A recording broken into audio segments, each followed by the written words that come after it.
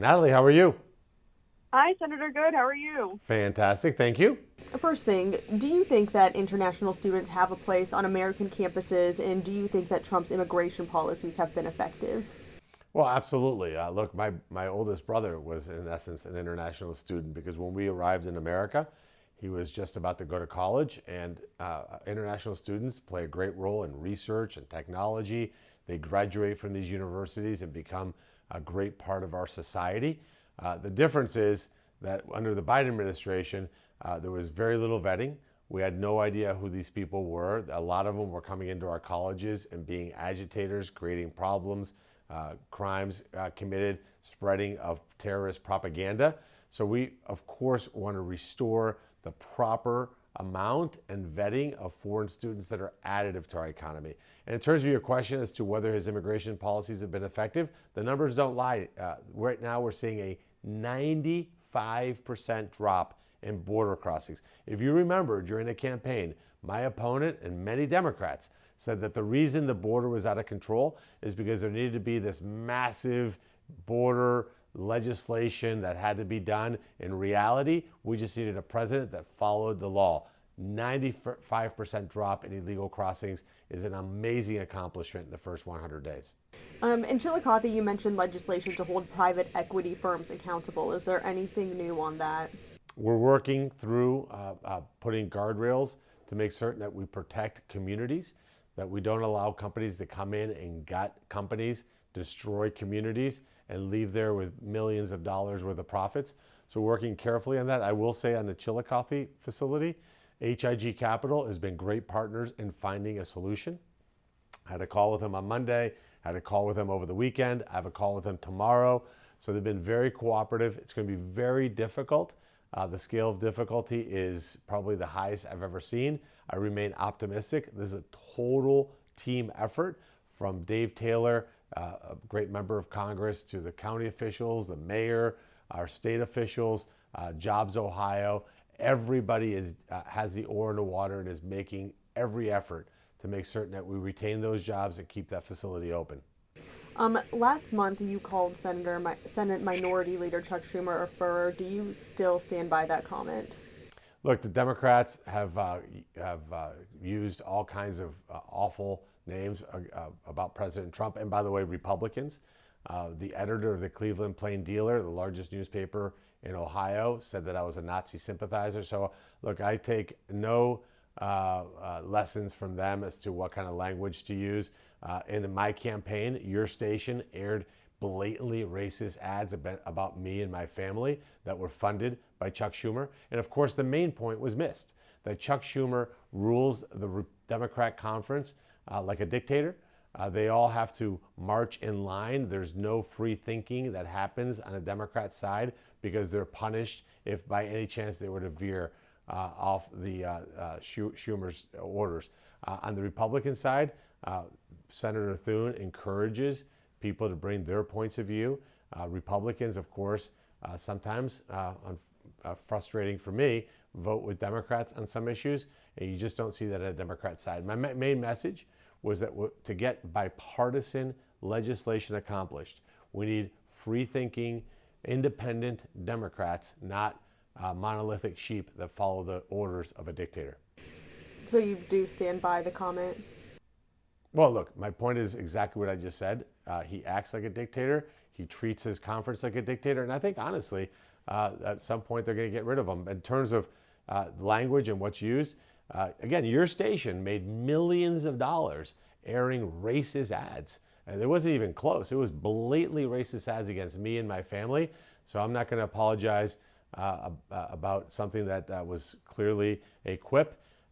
Where they were putting out TV ads, and we asked your station and many others around Ohio not to air those ads, but they wanted to make the money, so they aired the ads. But look, that's all water under the bridge, and we're looking forward. And the reality is, the Republicans are very united about restoring this country to greatness.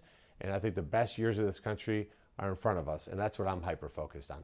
Today and several weeks across the country and in Columbus, there are thousands of people showing up to protest who are dissatisfied with the federal government. Those groups include veterans, teachers, immigrants. Trump's polling is also low. Do you think he can reverse course on this? And should Ohioans and Americans trust that his administration will work for them, specifically on topics like the economy that they said was their number one concern when they were voting? Well, energy prices are down. Food prices are down. Auto prices are down. Ford, Stellantis, and others have put in place employee pricing, which reduces the price of automobiles. Inflation is down for the first time in 5 years. So we've done all that in the first 100 days. We're resetting the table on trade to reindustrialize this country. And if you were to do interviews with the people that are there, you'd find a lot of out-of-state agitators, a lot of people who have total and complete misinformation.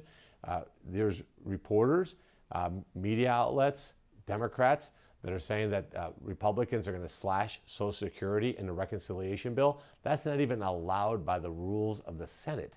And they know that, and unfortunately continue to spew propaganda. In terms of the polling, you look at the fake polls that were put out there that showed President Trump way down in the polling. That's absolutely inaccurate.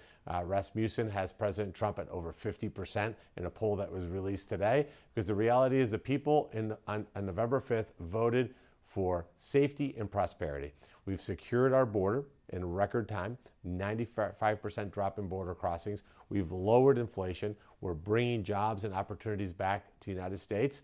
Kimberly-Clark just announced a massive new investment in Warren, Ohio. Honda is expanding. I talk to every car company CEO on a regular basis, and they're all going to do more in Ohio. Mercedes just announced an expansion in Alabama. I could go on. Apple, $500 billion of investment back in America.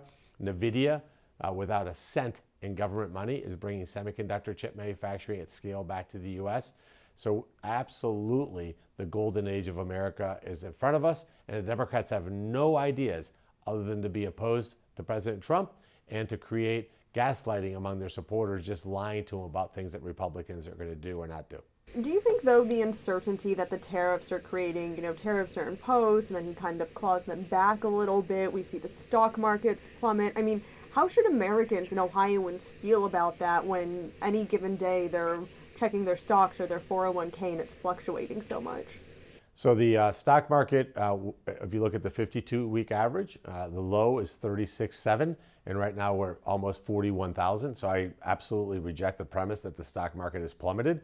There was a fake headline that the Wall Street Journal, who hates tariffs, put out that it's going to have the worst April since the Great Depression. It turned out absolutely to be false. In fact, the stock market dropped nearly 1,000 points since Liberation Day through the end of April, where, of course, the framing is that the stock market has collapsed. It's just absolutely objectively not true.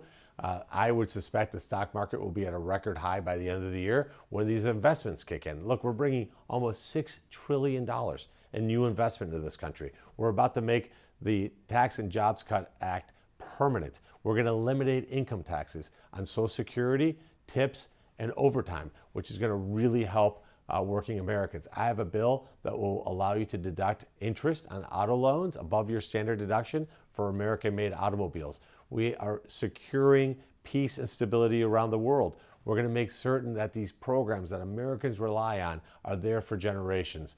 Again, Democrats have no ideas other than to make up lies about Republican policies that are just not true. Thank you so much. Thank you.